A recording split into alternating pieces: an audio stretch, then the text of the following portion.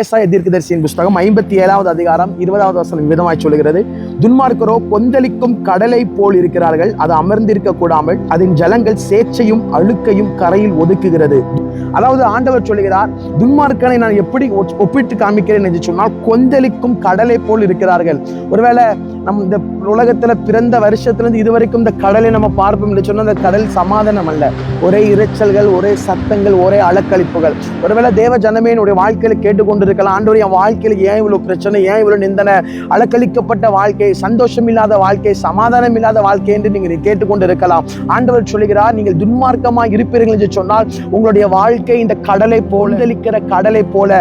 வசனம் சொல்கிறது, அந்த கடல் கொந்தளிப்பது மாத்திரமல்ல, அதன் ஜலங்கள், அதாவது தண்ணீர்கள் சேற்றையும் அழுக்கையும் கரையில் கொண்டு வந்து ஒதுக்கி விடுமாம். தேவஜனமே, நம்முடைய வாழ்க்கையில துன்மார்க்கம் இருக்கிற வரைக்கும் நாம் இந்த கடலை போல அலக்களிக்கப்பட்டவர்களாய் வாழ்ந்து கொண்டிருப்போம். உங்களுக்கு கொஞ்சம் தெரியுமா, துன்மார்க்கன் கொந்தளிக்கிற கடலை போல் இருக்கிறார், ஆனால் நீதிமானை சுற்றியோ கர்த்தருடைய கிருபையும் கர்த்தருடைய இரக்கமும் கர்த்தருடைய தயவும் சூழ்ந்து கொள்கிறது. ஒருவேளை இன்னைக்கு நாம் துன்மார்க்கமா இருந்து கொண்டு என் வாழ்க்கையில பிசாசு போராடுறேன்னு சொல்றீங்களா?